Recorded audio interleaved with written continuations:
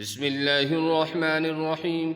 الحمد لله رب العالمين والعاقبة للمتقين والصلاة والسلام على سيد الأنبياء والمرسلين محمد وعلى آله وأصحابه أجمعين. أما بعد فإن أصدق الحديث كتاب الله، وخير الهدي هدي محمد صلى الله عليه وسلم، وخير الأمور عوازمها، وشر الأمور محدثاتها، وكل محدثة بدعة، وكل بدعة ضلالة، وكل ضلالة في النار.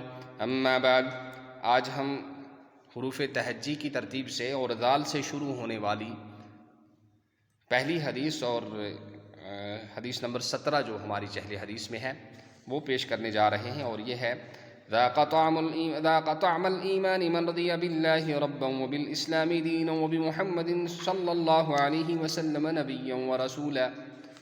اور اس کا ترجمہ ہے اس شخص نے ایمان کا مزہ چکھ لیا جو اللہ کو رب، اسلام کو دین اور حضرت محمد صلی اللہ تعالیٰ علیہ وسلم کو نبی اور رسول ماننے پر راضی ہو گیا. اور انگلش میں اس کا ترجمہ سماعت فرما لیں، ہم کوشش کرتے ہیں. He tasted the relish of Iman, who became satisfied for Allah as gesture and sustainer, and Islam as religion, and Muhammad sallallahu alaihi wasallam as messenger. اور کشمیری میں اس کا ترجمہ سن لیجئے. تم شخصاً وچ ایمانک مز یم خدا سو پنن رب، اسلام دین تو محمد صلی اللہ تعالیٰ علیہ وسلم نبی تو رسول مانس پٹھ رز سپد.